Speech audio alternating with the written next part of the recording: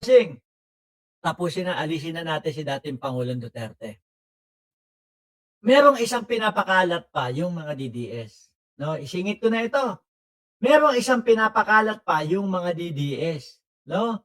Ang sabi dito, naalala niyo sinasabi, "Naku, may mga pumupunta pang mga DDS dito, bumaliktad na.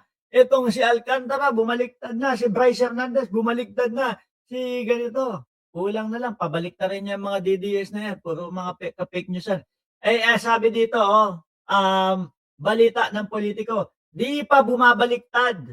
DOJ, no proof yet of Henry Alcantara's recantation in flood control scam." Bakit kaya nila pinapakalat yung mga bumaliktad, whatever, ayan pa lang, ayan pa din daw, 'di ba Legazpi, "The Department of Justice, DOJ, clarified that it has yet to receive any affidavit from former Department of Public Works and Highway, DPWH, Bulacan District Engineer Henry Alcantara that would formally retract his earlier statement linked to the alleged flood control scam." Naku, dito medyo sumasabit sila sila sila Senator yung gano'n, yung hindi pa siya natuturo, hindi pa siya napapangalanan, nag-e-explain na agad sa wala po kaming kilalang mga district engineer, hindi po kami dikit sa mga district engineer. Dito po sa Senado wala po kaming ganyan na mga district engineer. Ayun, kaya inilitaw po, inilabas yung mga picture nilang dalawa ni Henry Alcantara. 'Di ba? Workshop, shout out kay Beauty Bell, 400 ang kanyang like. "The DOJ has not received or reviewed any affidavit from Henry Alcantara retracting his previous statement. There has been no official recantation by Alcantara, whether written or verbal," DOJ spokesperson Paulo Martinez said in a statement. Wala naman pala. 'Di ba? Fake news lang 'yang sinasabi nila, bumaliktad si Alcantara at Hernandez, Boss Mark. Nako, ano 'yun, pakalat kaya 'yun nila nila Senator Jewel? Kasi 'yan sila Bryce Hernandez mismo, sabi ni Bryce Hernandez, "Opo, si Senator Jewel po 'yun." Si Bryce Hernandez mismo sinabi pa, talagang nakikipagtulungan. Kasabwat po, sino? Yung sinabi po ni Senator Marcoleta na ligtas na daw po, si Jinggoy. 'Di ba?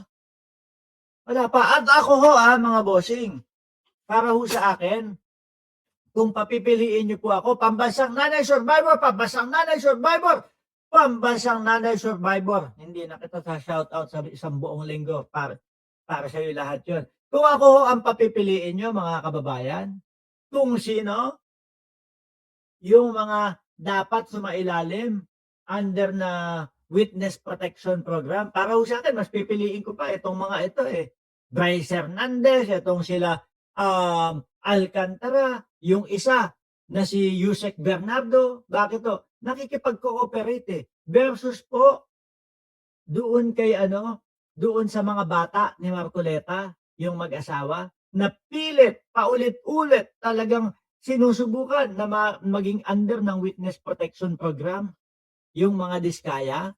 Mas pipiliin ko itong mga ito. Ito, mga nagsosoli, 'no? Isinosoli nila, nakikipagtulungan sila. Yung mga diskaya, anak ng putik. Hanggang ngayon sapilitan pa. 'Di ba? Yung mga kuha ng mga di umano na galing sa nakaw nila. Eto pa, Elvira Gutierrez, shout out po sa inyo.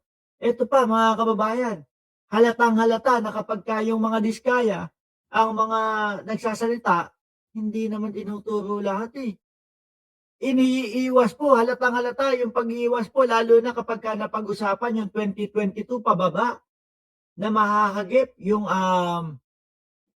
mga panahon ng panunungkulan ng dating Pangulong Duterte, bigla nilang babaguhin, yung mga katanungan, 'Di ba si Marcoleta, kaya nga po 'di ba nawala nawala 'yan sa Blue Ribbon Committee. Bakit kasi halatang-halata yung pagiging bias ni Marcoleta.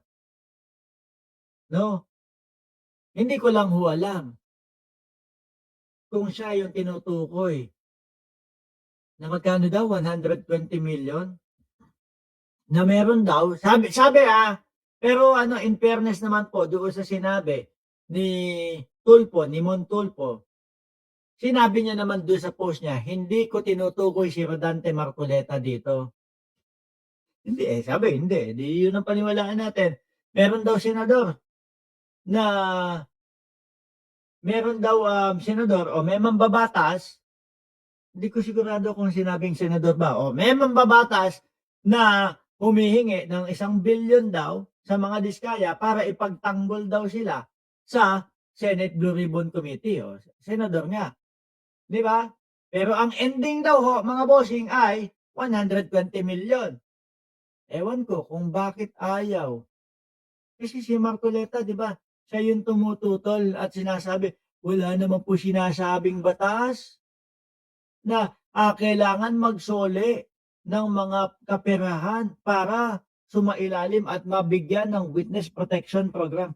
Yan hindi ko lang ho alam, 'di ba, Kuya Lokis, oh, shoutout sa iyo from South Carolina. Hindi ko lang alam kung kay Marcoleta kung bakit, siya yung dumidepensa talaga. 'Di ba, Mark, totoo ba yung title mo?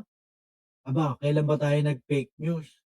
Lagi naman totoo ho, mga kababayan. Yung title natin, o eto, ayan, Pangulong Bongbong Marcos, PBBM posibleng maharap sa impeachment daw ho dahil sa betrayal of public trust ayon kay Representative Edgar Erice. At alam niyo ho kung bakit nilagay namin diyan sa ilalim na titulo na susunugin na naman yung Malacanang? Alam niyo naman po, 'no, yung mga kampo na mga ewan ko, puro kabalbalan yung mga 'yan, 'no, mga nagpapatalsik kay Pangulong Bongbong Marcos.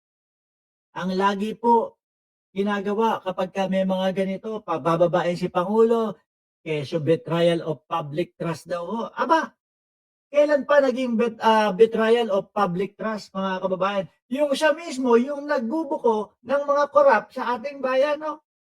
Tapos ano gagawin nung mga, DDS na mga maka-Duterte? Naalala niyo si Boy Lighter? Si Boy Lighter, oh, 'di ba? Sugod tayo sa Malacanang, sindihan ng mga ang lighter. Tragis na yung mga 'yan. Malamang ho sa ganyan, ganyan na naman ang sasabihin niyang mga 'yan, 'di ba?